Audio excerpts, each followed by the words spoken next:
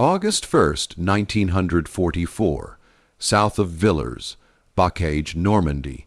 The morning mist still clung to the hedgerows when the first distant rumble of British Cromwells rolled across the fields.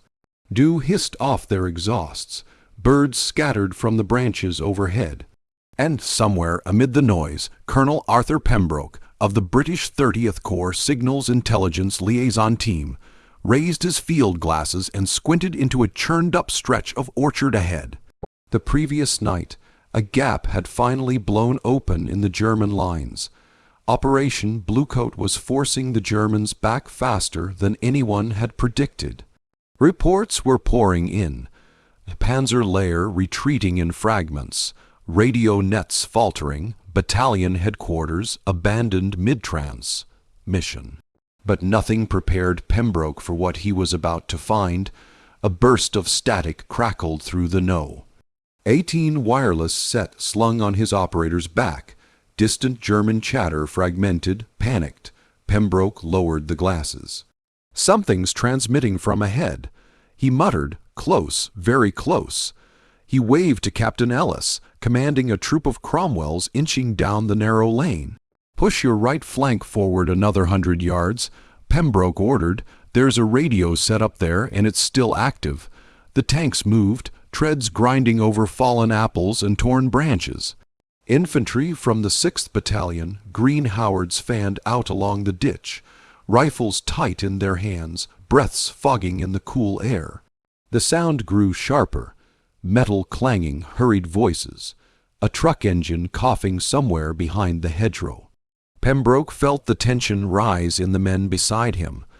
A live German signals unit meant two things: valuable intelligence and desperate defenders. A sudden burst of MG-42 fire ripped from the orchard, stitching the lane with dirt and stone. British infantry dove for cover, shouting. The tanks rotated their turrets, guns lowering. Target, 10 o'clock, behind the trees, Ellis barked. A single high, explosive round slammed into the hedgerow. Leaves and branches erupted into the air. The German gun fell silent. The infantry surged forward. Pembroke followed close behind, pistol drawn more out of formality than confidence. The orchard smelled of smoke and bruised apples. The hedgerow had been torn open by the blast, revealing something unexpected. A camouflaged Opel Blitz truck, painted in dull gray half, hidden behind a collapsed net of branches. A tall radio mast was bolted to its chassis, still extended, field cables coiled around its bumper. A generator hummed weakly under the chassis, sputtering like a dying animal. The Cromwell's shot had collapsed one side of the truck's canvas cover. Inside, papers fluttered in the wind, pages of neatly typed decrypt logs, operator notations, frequency charts.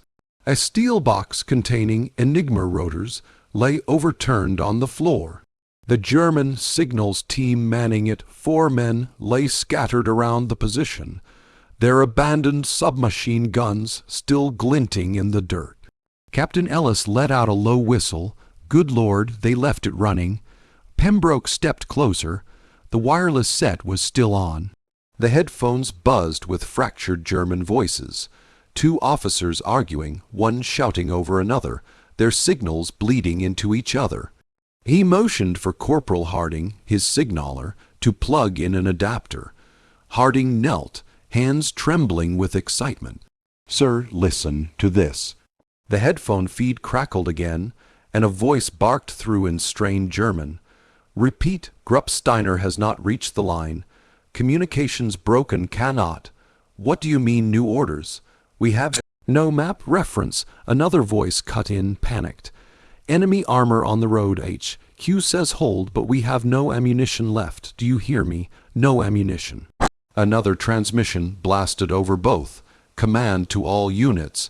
Anyone receiving this report status immediately. Immediately. We cannot raise Corps headquarters." Then static. Then more voices, overlapping, stepping on each other, transmissions sent without codes, without proper call. Signs, utter chaos. Pembroke's jaw tightened. This wasn't normal German discipline. This wasn't their usual crisp, encrypted signal work. This was collapse in real time. He climbed onto the truck bed, boots crunching on spilled rotors and shattered vacuum tubes. He lifted a stack of decrypt logs, some printed hours earlier.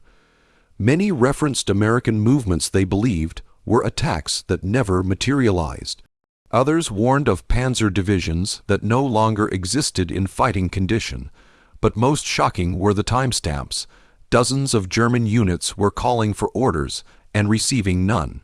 Pembroke looked over the orchard where the Cromwells now idled in the quiet aftermath. The infantry were spreading out, securing the perimeter, whispering among themselves. Captain Ellis approached, brushing dirt from his uniform. Anything significant, Colonel? Pembroke held up the decrypted message sheet, the one stamped only 20 minutes earlier. "They're blind," he said softly, "completely blind. Their command net is disintegrating. They don't know where their units are. They don't even know who's still fighting." He heard another burst of overlapping German transmissions behind him. Fear, confusion, officers arguing with men they couldn't see and could barely reach. The once feared Wehrmacht sounded like a force unraveling by the minute. Pembroke exhaled through his teeth. This may be the moment," he murmured, "the moment the war truly turns." He stepped down from the truck. The orchard felt strangely quiet now, as if the fog itself were holding its breath, waiting for what came next. The orchard was still settling, smoke thinning, dust drifting down from the hedgerows, when Colonel Pembroke signaled for 2 sappers to bring bolt, cutters, and crowbars. The Opel Blitz's rear compartment was locked behind a reinforced panel, the kind used only for high-grade signal equipment or code materials. The sappers got to work immediately, metal clanging sharply in the quiet morning air. Pembroke paced slowly around the truck, headphones slung around his neck, listening to every scrap of the fractured German net. Corporal Harding knelt beside the radio mast, running a quick check. "Sir," Harding said, leaning back as the mast swayed in the breeze. This whole vehicle was acting as a relay node. They were boosting transmissions for at least 2 battalions, maybe more. Pembroke nodded. "Explains why it was abandoned in such a hurry. They didn't want to lose it, but they couldn't stay." Captain Ellis approached from the orchard's edge, where infantry were still sweeping the area for stragglers. "The lads report tire tracks heading northeast," Ellis said. "Deep ruts. Looks like this truck was moved into position only hours ago." Pembroke glanced at the surrounding hedgerows. Meaning they were trying to reorganize during a retreat. Another burst of German chatter hissed through the headphones. Pembroke froze, raising a hand. Harding leaned in beside him to listen. This is battalion staff. Can anyone relay to Corps? We have wounded everywhere. Ammunition gone, repeat, gone. Enemy breakthroughs on all." Static swallowed the transmission. Another voice surged in, frantic. Pull back to where? There is no line. The British armor is." "No, we cannot. Commander killed." Pembroke's eyes moved toward the sappers as they finally tore the steel panel open with a loud metallic snap. Inside lay a compact but sophisticated array of German communications gear. A Funkgerät 15 monitoring receiver, several Enigma key sheets. Some partially burned, a box marked Horchdienst. Containing eavesdropped Allied broadcasts, a stack of field logs recording every outgoing message for the last 72 hours, and on the floor of the compartment, scattered across a blanket, were dozens of handwritten notes, urgent sitreps, retreat orders, cancellations of previous retreat orders, all conflicting. Pembroke crouched and sifted through the notes. His gloved fingers paused on a particular slip, written in blunt, hurried script. "All units southwest of Caumont hold position regardless of casualties. No withdrawal authorized." Another slip beneath it. Disregard previous. Withdraw immediately to secondary line. Enemy armor has broken through. Form new defensive perimeter. Pembroke looked up. Impossible. These contradict each other completely. Issued within 20 minutes of each other.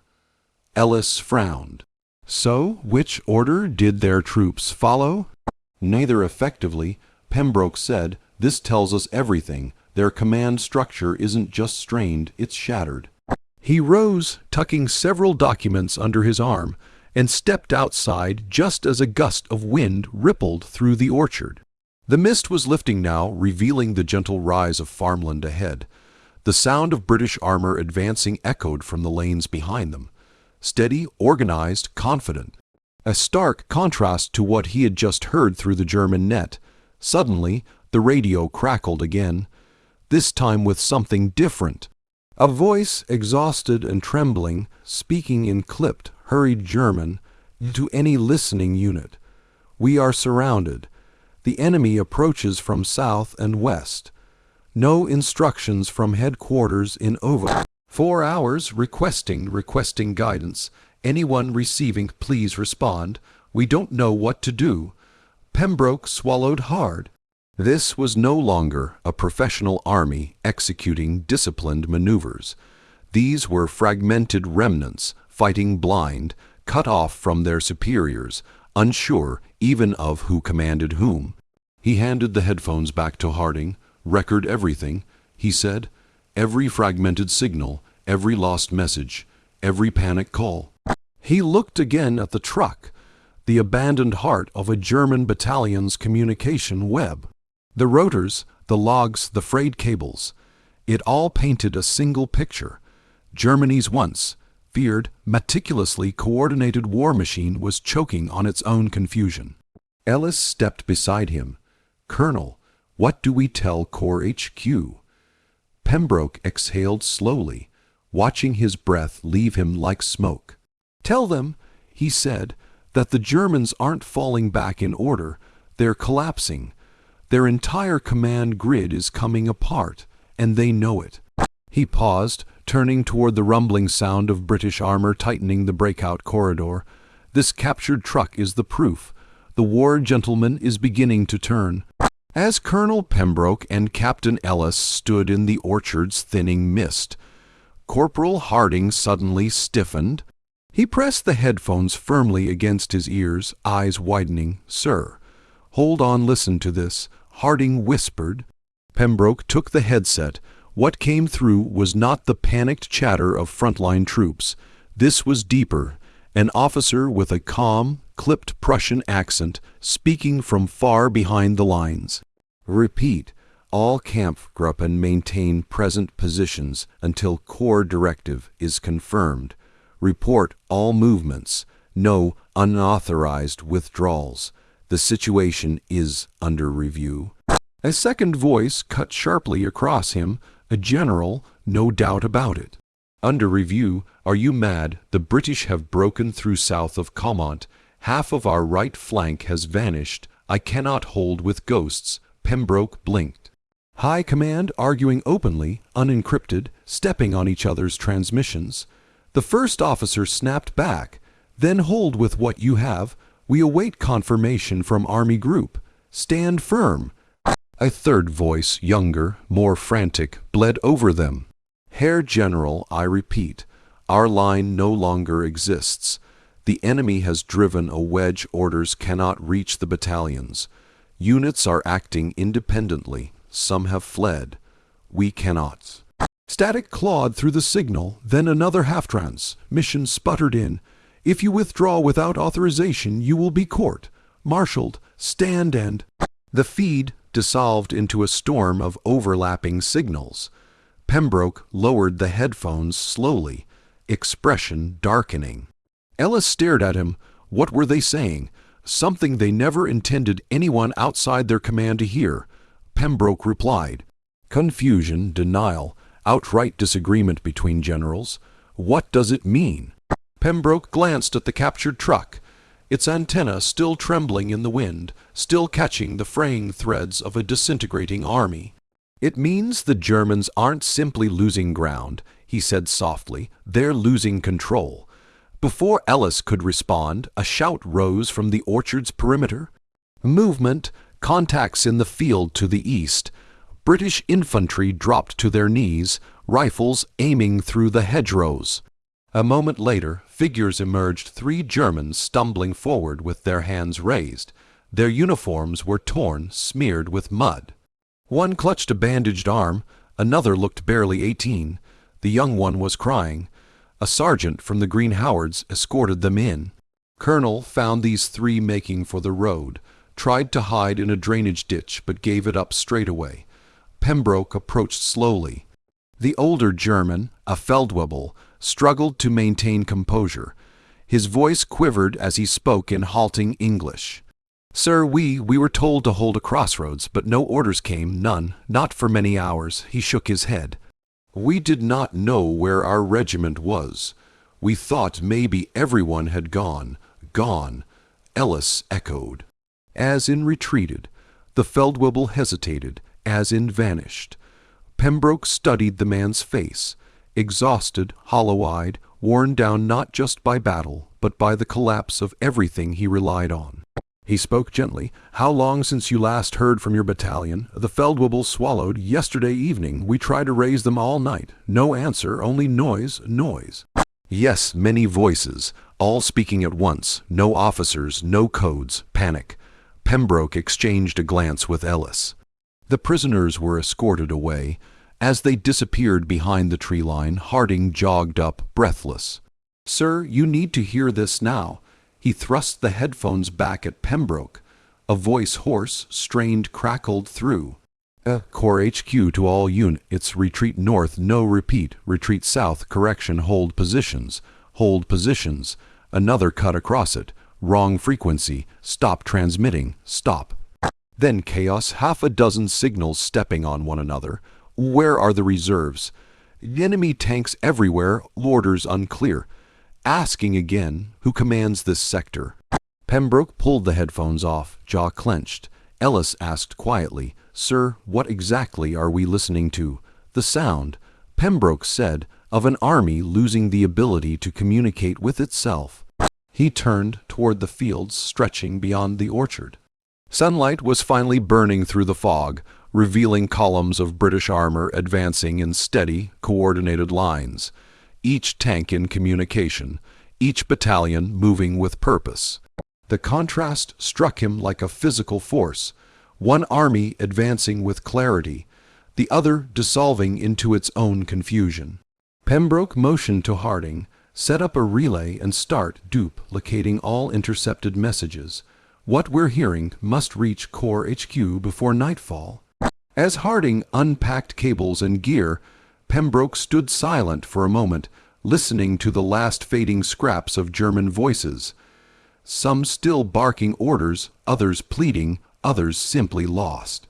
He knew then that this day would be remembered, not just for the captured truck, but for what it revealed.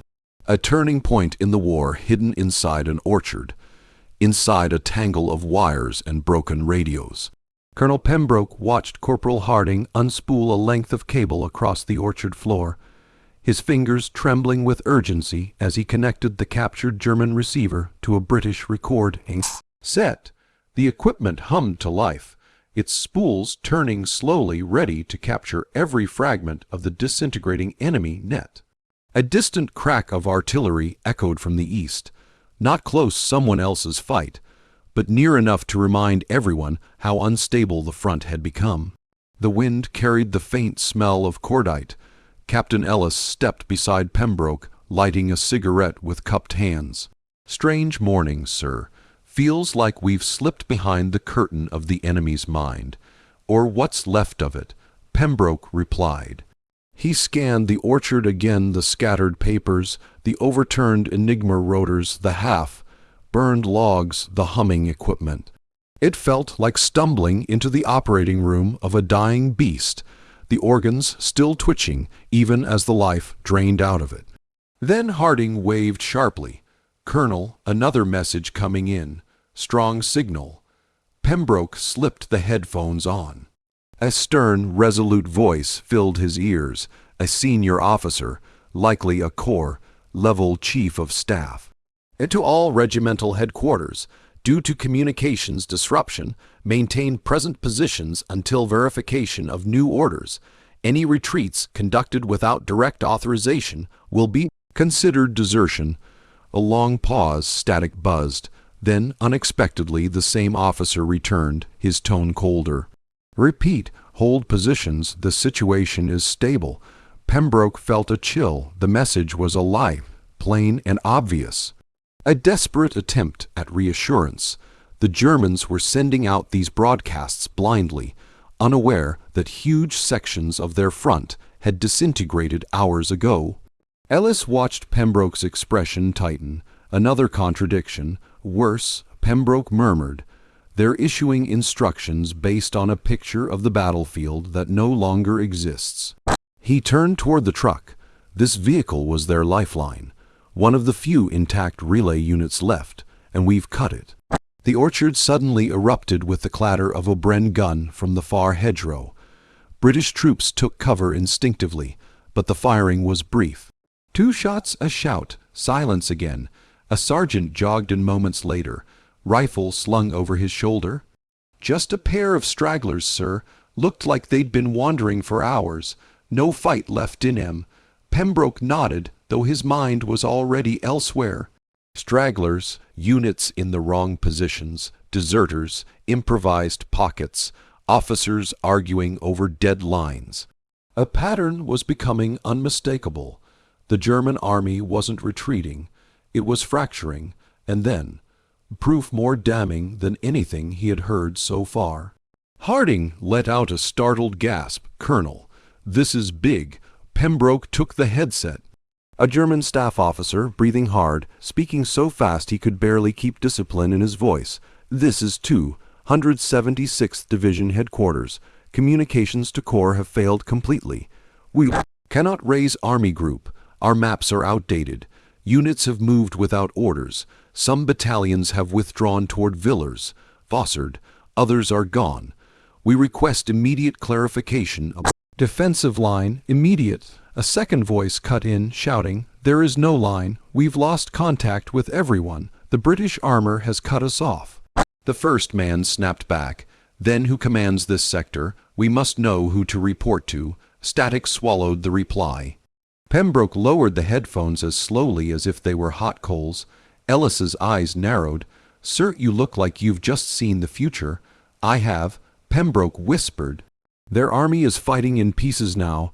They're making decisions based on information hours out of date. They've lost the one thing that made the Wehrmacht so dangerous. What's that? Coherence." For the first time since landing in Normandy, Pembroke allowed himself to feel what he had pushed aside from sheer professional caution. Hope. Strong, surging hope. He stepped into the truck bed again, rummaging through the scattered logs. His eyes scanned one after another timestamps, station codes, incomplete messages, sudden breaks in transmission. In one log, an order was issued to move a regiment south. In the next, taken only 15 minutes later, the regiment reported it had already abandoned that sector and was heading west without orders. In another, a battalion stated it had no contact with its parent division for 3 days. Pembroke exhaled sharply. Good God, they're in freefall. In the background, the distant rumble of British armor swelled again. Columns were pushing forward. Newly opened roads were being seized. The German withdrawal, if it could still be called that, was turning into something completely different. Collapse. Ellis watched Pembroke flip through the papers, his brow furrowed, his voice low and steady. "So this is the turning of the war, right here, in an orchard with a broken truck." Pembroke looked up, meeting Ellis's eyes. "Yes," he said, "because from this moment on the Germans don't have a functioning nerve center, and an army without a nerve center is an army waiting to die." He stepped down, boots crunching over shattered vacuum tubes. "Get these documents ready for transport," he ordered. This intelligence is worth more than a dozen captured tanks. He paused, maybe more than the entire breakthrough. Then, with the same calm resolve he had used since the morning began, he added, "And we're not finished yet." Colonel Pembroke gathered his officers beneath the leaning branches of the orchard. The captured documents spread across the hood of a parked Cromwell.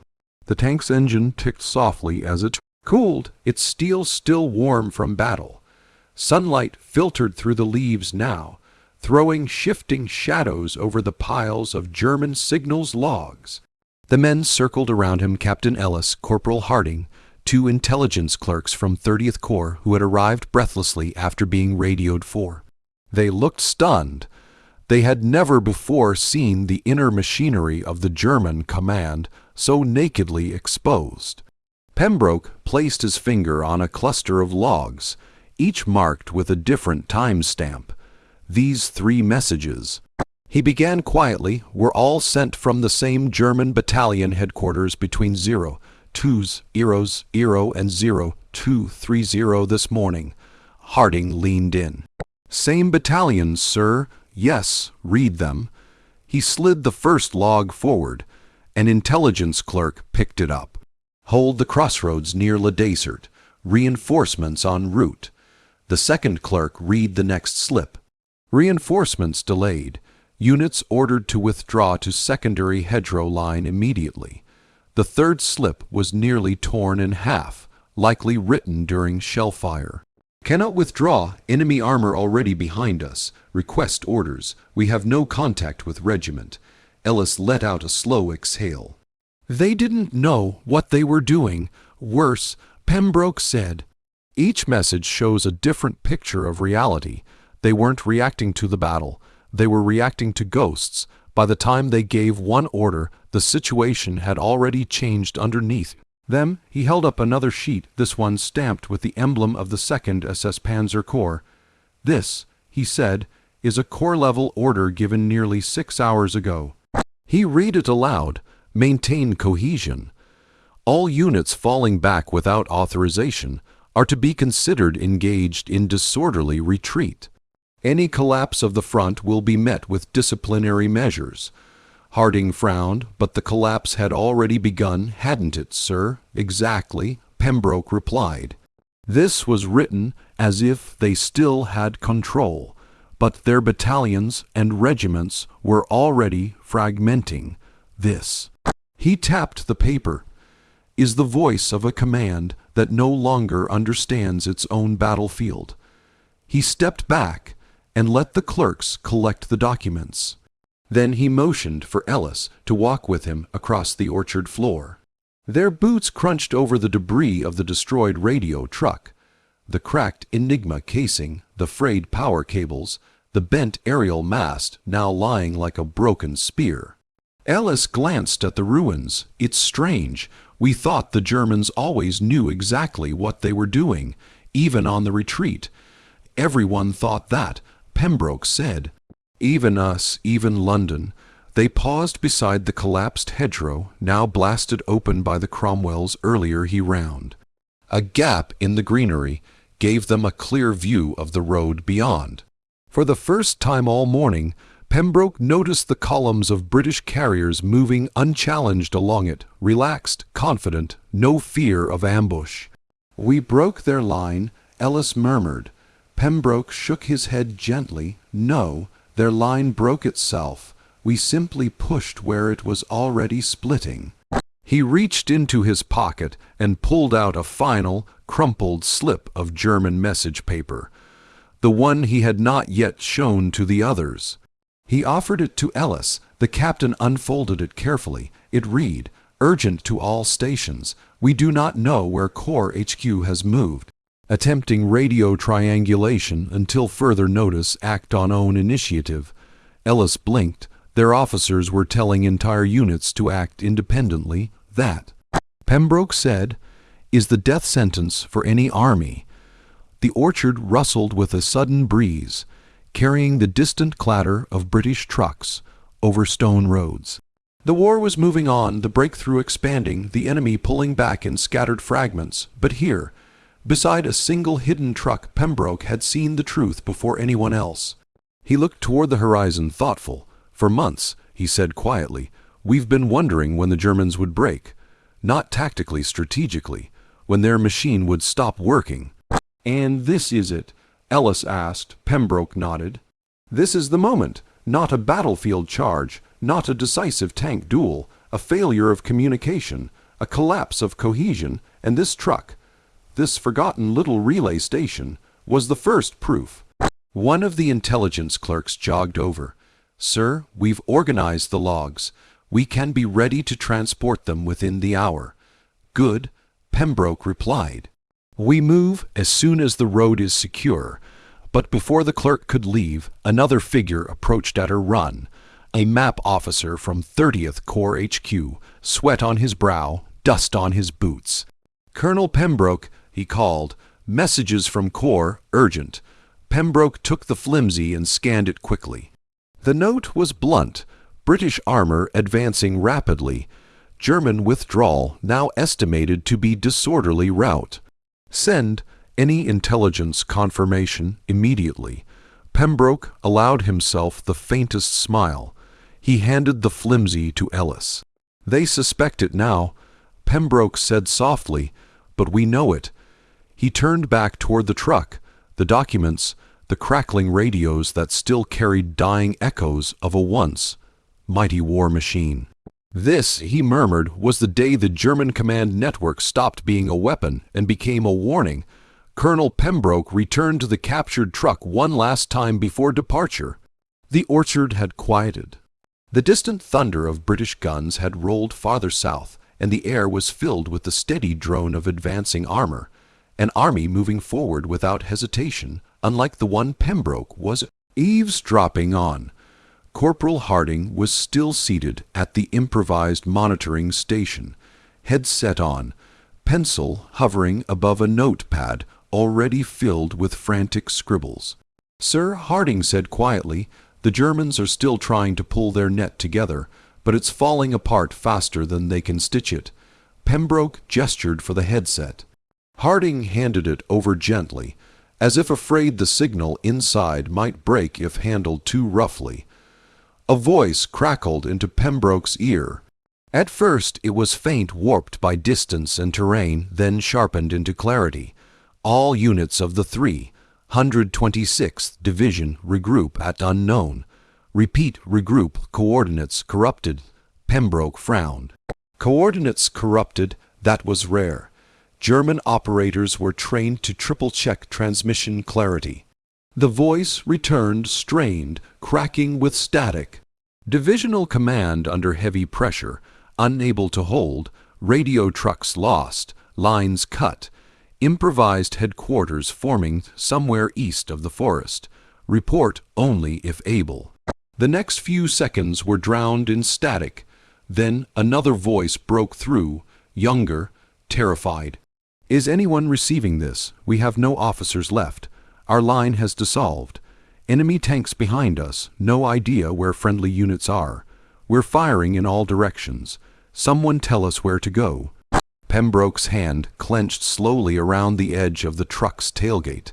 These weren't soldiers being out-maneuvered. They were soldiers abandoned, untethered from the command system that once made the Wehrmacht so formidable. Then, startling him, a new transmission roared in so close and clear it was almost certainly from a unit within a few miles. "Into any headquarters listening, this is Oberleutnant Reiter, 352nd Infantry. We cannot hold. Our radio mast was destroyed. Half the men have retreated into the hedgerows. We have no maps, no officers, no orders." A distant explosion echoed through the microphone, followed by shouts. Then the unmistakable sound of a man's breath shaking as he tried to speak. "Please, someone tell us what to do." Static swallowed him whole. Pembroke closed his eyes for a moment.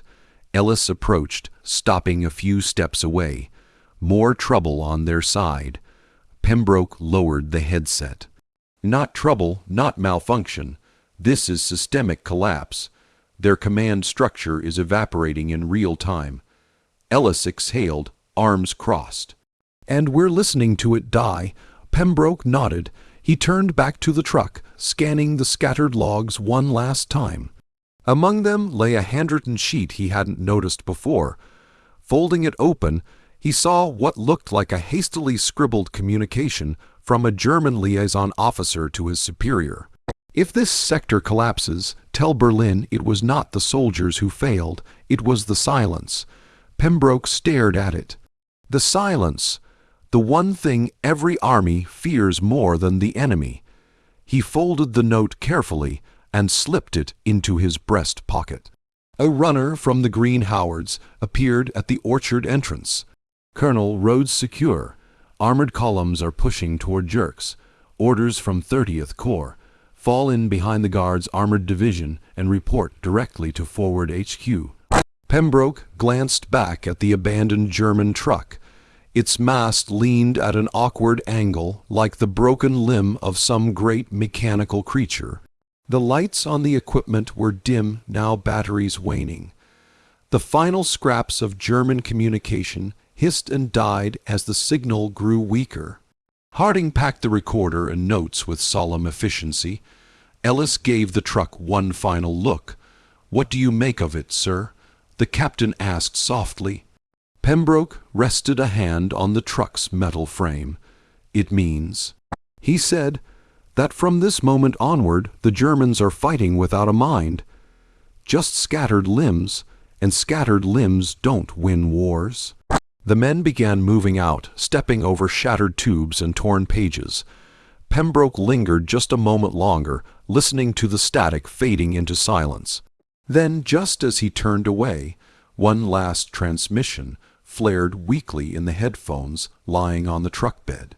A whisper, barely audible, a German operator speaking as if to himself rather than anyone listening. No commands, no signals, God help us. The line went dead. Truly dead. Pembroke inhaled deeply, let the orchard's cool air fill him, and then walked toward the lane where British tanks waited, engines humming, crews confident, direction clear. The contrast could not have been sharper. This is it, he whispered to himself. This is the turning of the war. He climbed into the waiting carrier, the captured logs secured beside him.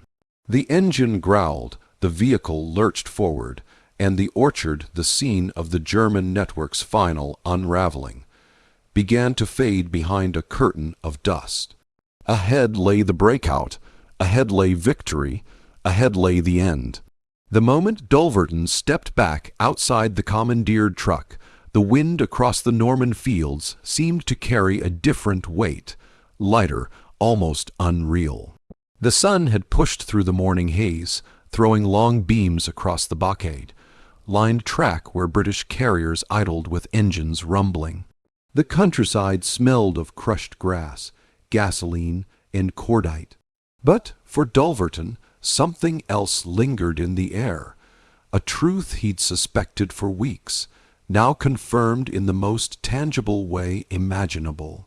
He turned to Sergeant Keane, who was still watching the perimeter with a Bren gun at his side. "Sir," Keane asked, noticing the colonel's expression. Dulverton exhaled slowly. "It's worse for them than we thought. Not worse in the sense of losing battles. Worse in the sense of losing coherence.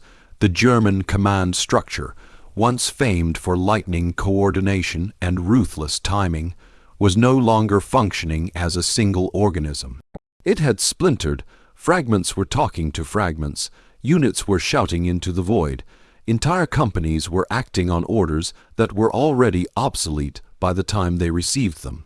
And this radio truck, with its half-translated logs, crossed-out schedules, and desperate ink scribbles, was proof. He climbed back into the interior and stared once more at the frantic handwriting on the message pads. One note read, "No artillery response batteries silent. Confirm if command still intact." Another, scrawled with shaking urgency, "Panzergruppe unable to reach divisional HQ. Request clarification on retreat corridor." But the one that struck Dulverton hardest, because it felt like a voice calling up from the bowels of a dying army, was a short, lonely line near the bottom of a torn sheet. "Is anyone receiving?" He imagined the operator who wrote it, a young German signals NCO, sweating inside this cramped wooden box on wheels, hearing the artillery thunder closer, trying to hold his fraying network together while everything around him disintegrated. Maybe he died in the night attack. Maybe he ran.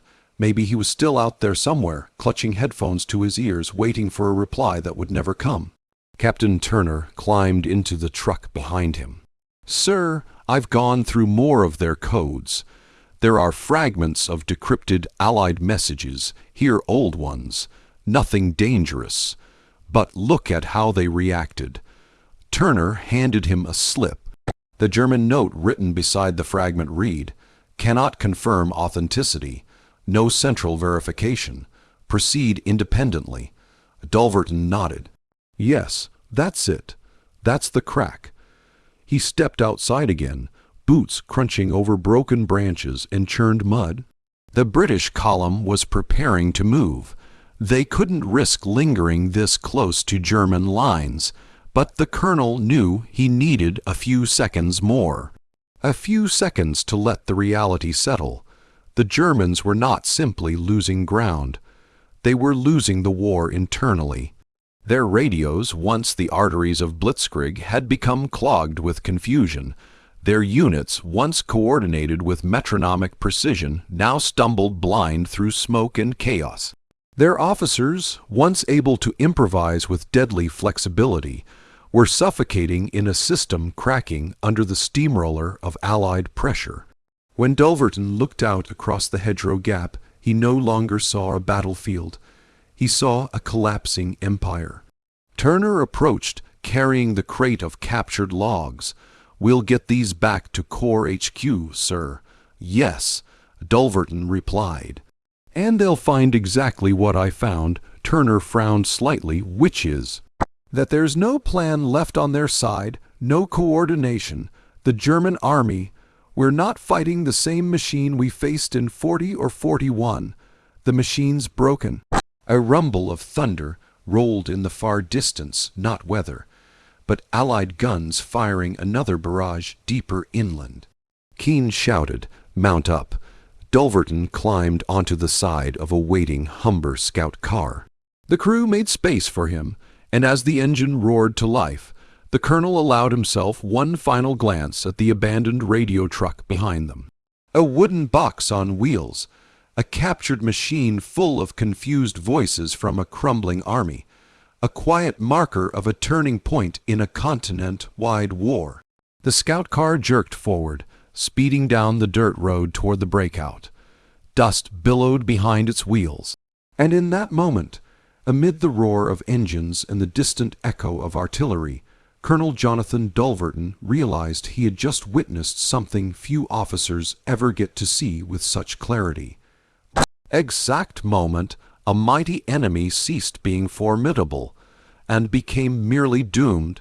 He tightened his grip on the rail, eyes forward, as the British advance surged deeper into France, driving into a battlefield where the outcome had quietly shifted, not with fanfare or a famous battle, but with the discovery of one hidden German truck on a forgotten Norman road. The convoy rolled out, engines growling in unison as the British column threaded through the twisting Norman lanes. Dust rose behind the vehicles, drifting lazily over the hedgerows like smoke from some unseen fire. The smell of exhaust mixed with the earthy scent of crushed clover and the faint, lingering sweetness of burned propellant from the morning's firefight. Colonel Dulverton braced himself against the metal frame of the Humber scout car, wind tearing at his greatcoat as they accelerated. Ahead of him, the road curved gently between tall banks of soil topped with tangled greenery, natural fortifications that had shaped every inch of the fighting since D-Day. But now, at last, the Allies were pushing through them. German formations were scattering. Orders were breaking down. Entire battalions were falling back in disorder, And in Dulverton's mind, the contents of that captured radio truck replayed in a steady loop. He wasn't thinking about the equipment. He wasn't thinking about the crates of signals logs or the invaluable decrypt fragments now secured in the back of the column. He was thinking about the silence, the kind of silence that only comes when a system collapses from within. The Humber hit a patch of uneven ground, jolting the passengers. Sergeant Keene, riding on the opposite side, called out over the wind, "Road ahead's clear, sir. Recon said the Jerries pulled out hours ago." Dulverton nodded, but his eyes stayed fixed on the horizon, not pulled out. He muttered, "They lost contact. They're moving blind." Captain Turner leaned forward from the rear seat. "Meaning we can expect pockets of resistance?" "Oh, certainly," Dulverton said. "But not organized ones. Not the kind we saw in the first weeks. Look at what we found, Turner. Half their divisions don't even know where the others are anymore." He paused, letting the implications settle. That isn't a retreat, it's dissolution. The convoy rumbled across a small stone bridge spanning a narrow river, its surface glittering in the mid-morning light. A few French villagers peeked out from behind a barn, watching the armored column pass with cautious hope. Dulverton lifted a hand to them, and slowly they waved back relief, softening their faces. The British soldiers nodded, some offering quick smiles, but no one slowed. They still had miles to push before linking with the main Breakout axis. Turner tapped the side of the crate beside him. "Sir, if Ultra confirms what we've just seen, if this is happening across multiple armies, it is." Dulverton replied instantly. "We've suspected for weeks the sheer volume of crosstalk, the repeated calls for clarification, entire units asking for orders that never come, and now we know why. The central nodes aren't functioning, either isolated, destroyed, or drowning in conflicting reports." He looked out over the fields where faint plumes of smoke rose from earlier artillery strikes. "When a command system stops responding," he continued, "the army doesn't die all at once. It rots from the inside. First, the frontline platoons lose contact, then the battalions, then brigades. Eventually, you end up with thousands of men, armed and frightened, wandering the countryside without direction." Keene spat absently into the dust. "Sounds like a nightmare. For them." Dulverton said, "For us, it's the beginning of the end." A sudden burst of machine gun fire crackled in the distance. The convoy slowed, men tightening their grips on rifles. A moment later, the radio operator in the lead vehicle signaled back, "Stragglers ahead." Maybe a squad or two. No formations, no cohesive defense, just fragments. The British pushed on, fanning out into a skirmish line as the German shooters scattered into the woods. Within minutes, the firing died down. A handful of prisoners were marched to the roadside tired dust, covered, barely 18 years old. Their faces were blank, not defiant or hateful, just lost, as if the war had outrun them and left them standing in the ruins of what used to be order. Dulverton regarded them quietly as the convoy reassembled. "Look at their boots," he whispered to Turner. Turner frowned. "Sir, they're worn through. These boys have been marching with no clear direction for days. If they had orders, they aren't following them. If they had leaders, they aren't listening to them." He stepped back into the Humber as its engine revved once more. "Gentlemen," he said, voice steady, "we've crossed a threshold. What we saw in that truck wasn't an isolated incident. It was the pulse of an army in cardiac arrest." The convoy surged forward, moving deeper into the breaking German lines as artillery boomed far to the south. The British advance no longer felt like a cautious push into contested territory. It felt like a tide rushing into vacuum, filling space the enemy could no longer control. And as the sun climbed higher and the road stretched on under the dusty wheels, Colonel Dulverton understood something with absolute clarity. This was the day the war changed shape. Not because of a single battle, not because of a famous victory, but because a British column had stumbled upon a window, one hidden German truck, and seen the truth behind the facade. Germany had not simply been beaten, it had begun to come apart. By early afternoon, the British column linked with the forward elements of the 11th Armored Division. Tanks idled on the roadside, Shermans and Cromwells streaked with dust and dried mud, while dispatch riders dashed from unit carrying fresh movement orders. The air thrummed with momentum. This was no longer the grinding crawl of hedgerow fighting. This was breakout. This was pursuit. Colonel Dulverton dismounted from the Humber, stretching his stiff legs before stepping into a makeshift command post hastily erected beside a shattered farmhouse. Its roof had been blown open by shellfire hours earlier, and the afternoon sun streamed through the broken beams, illuminating drifting motes of dust and ash. The smell of burned timber and wet earth clung to the air. Inside, maps were pinned to a collapsed door, set upright against the wall. Radiomen knelt beside their sets, headphones tight, scribbling messages on pads. Officers moved briskly between tables, shouting updates over the din. But everything stopped for a moment when Dulverton entered with the crate of German logs. Brigadier Lawson Square, jawed intense, his uniform smeared with dirt, turned sharply. "Jonathan, you look like you've been through hell." Dulverton placed the crate gently on a table. "Not hell," he replied. "Revelation." Lawson raised an eyebrow. "Let's hear it." Dulverton pulled out the first stack of captured intercept sheets. His voice remained steady, but there was an undercurrent of weight of significance that drew every nearby officer closer. "These are from a German forward signal truck," he said, "one that was still fully operational. We found decrypt logs, operator notes, real-time message traffic." He tapped a finger against the top page, and all of it points to collapse. He spread the papers out, German call signs repeated with question marks beside them, entire units listed without coordinates, repeated requests for confirmation that never received replies. Some officers leaned in, others swallowed hard. Lawson flipped through several pages, his frown deepening. This is chaos." "No," Dulverton corrected, "this is systemic failure."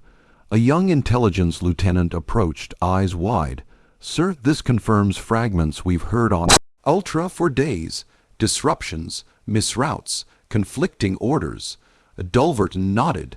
"Because their command nodes aren't speaking to each other.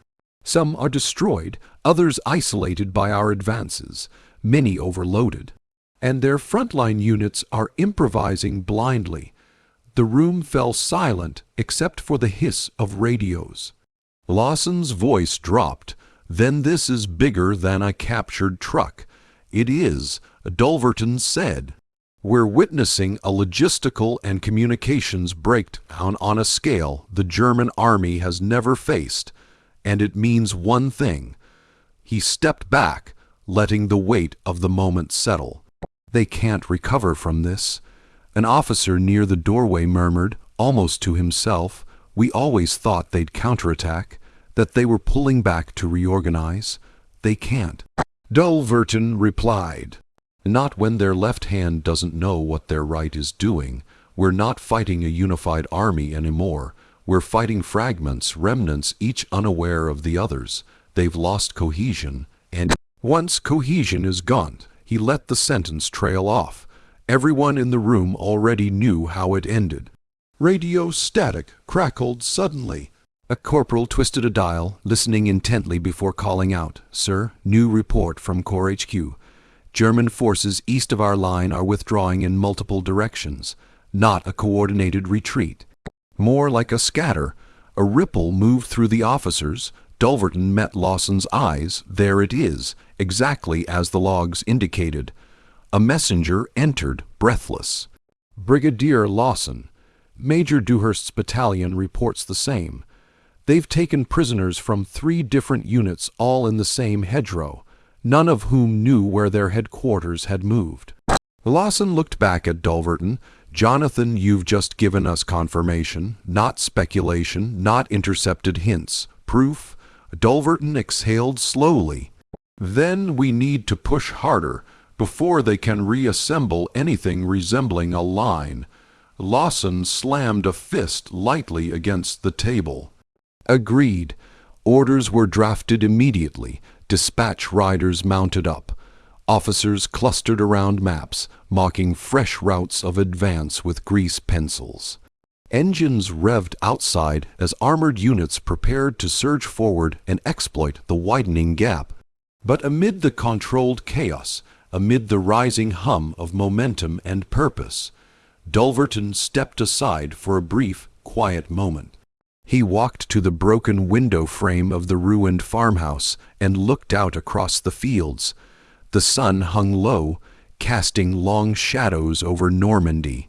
Somewhere out there, the German army, once terrifying in its efficiency, was unraveling in real time.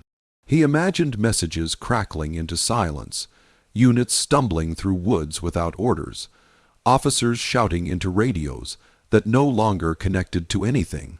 It wasn't triumph he felt, it was inevitability, a shift in the wind of history he had been privileged or cursed to see from inches away. Turner joined him by the window. "Sir, what do you think this means for the coming days?" Dulverton's eyes stayed on the horizon. "It means," he said quietly, "that the fighting will continue, but the outcome is no longer in doubt." Behind them, Lawson shouted fresh orders to the brigade. The war would rage on. Fierce pockets of German resistance still lay ahead. Towns still had to be liberated. Lives were still at risk. But on this day, in this place, Colonel Dulverton had understood something that strategists and politicians would only grasp weeks later. The war in the West had already turned. And it had turned not with a famous battle, but with a captured German radio truck on a lonely Norman road. Evening settled slowly over the Norman countryside, bringing with it a cooling breeze that rustled the hedgerows and carried the distant echo of artillery into something softer, almost mournful. The British column pressed on through the lengthening shadows, engines humming steadily as tanks and carriers advanced deeper into the widening gap. Dust hung low over the road, illuminated gold by the sinking sun. Colonel Dulverton rode in silence now, the earlier tension replaced by a thoughtful stillness. The crate of captured German signals logs rested securely in the rear of the Humber scout car, strapped down beneath a tarp. It seemed almost unremarkable, a simple wooden box, but inside it lay the fingerprints of a collapsing army, the final evidence he needed to understand what had truly happened on this day. As they approached a crossroads village, little more than a cluster of stone houses and a church with a shattered steeple, the column halted briefly. British infantry fanned out, checking for ambushes or straggling enemy troops. French civilians emerged cautiously from cellars and barns, offering timid waves. A few children clung to their mothers' skirts, watching the soldiers with wide, uncertain eyes. Dulverton stepped down from the vehicle, stretching his legs as he approached the edge of the village square. The church bell lay cracked in the grass, half buried under rubble. A broken signpost pointed in 3 incorrect directions at once, as if even the land itself had grown confused by the chaos of war. Turner approached quietly. "Sir HQ will want your first-hand account immediately when we reach Corps. They'll want this logged, analyzed, referenced." "I know," Dulverton said softly. "But what matters is what it means, not just what it says." Turner nodded, waiting. Dulverton continued, voice low. "This wasn't just a signals failure. It was the moment when the German army revealed what it had become. A machine running on habit, not coordination. An army living on momentum, not structure." He glanced back at the road where the British vehicles idled. "We didn't just catch them off guard today. We caught them falling apart." Keene joined them, wiping grime from his face. "Funny thing, sir. For years, it felt like they were everywhere at once, always one step ahead. Now it feels like they don't even know where they are. Exactly. Dulverton replied. Their strength was unity of motion. Once that motion fractured, everything else followed. From the southern fields, a faint pop, pop, pop echoed sporadic gunfire from isolated German remnants still resisting in scattered pockets.